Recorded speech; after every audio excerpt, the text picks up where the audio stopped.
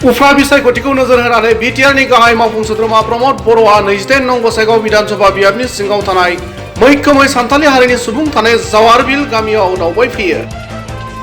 सुलुक गोजोन फरायसालिनि गेलेग्रा फोथाराव जानाय सान्थालिफोरनि दासाय हारिमु फोरबोआव बाहागो लानानै बिटिआरनि गाहाय मावफुं सोद्रोमा प्रमद बर'आ खौरां बिजोंनि गेजेरजों ओरैबायदि बुङो।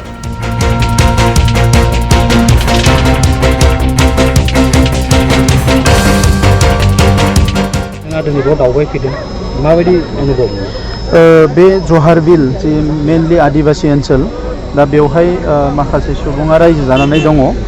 थांनाय बोसोरफ्राव बिथांमोना आंखौ हांख्रायदोंमोन, नाथाय आं फैनो हायाखैमोन।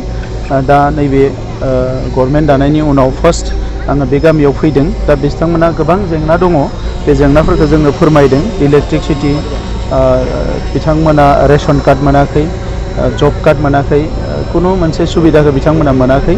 दा नैबे बिसायख'थिनि उनाव बे ओनसोलनि गासैबो रायजो राजाफोरनि जेसेबां सरकारि बेबस्थाफोरखौ मोननांगौ, मददफोरखौ मोननांगौ, बेखौ लानानै गसाइगाव साब डिभिजननि अफिसारफोरखौ जोङो रायलायगोन।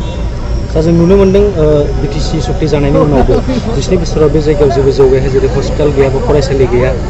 दा बेयो जोबोद दुखुनांथाव जादों। बे ओनसोलल' नङा, बिटिसिनि 20 बोसोराव गोबां ओनसोलाव खुनु सुबिदा मोनाखै।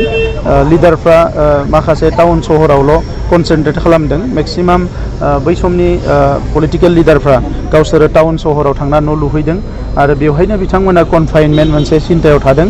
दा नंखायनो गामि ओनसोलाव आदिबासी बा सान्थालल' नङा, बर' गामिफ्रावबो गोबां जेंना दाबो दङ, गुबुन हारिफोरनि गामिफ्रावबो गोबां जेंना दङ।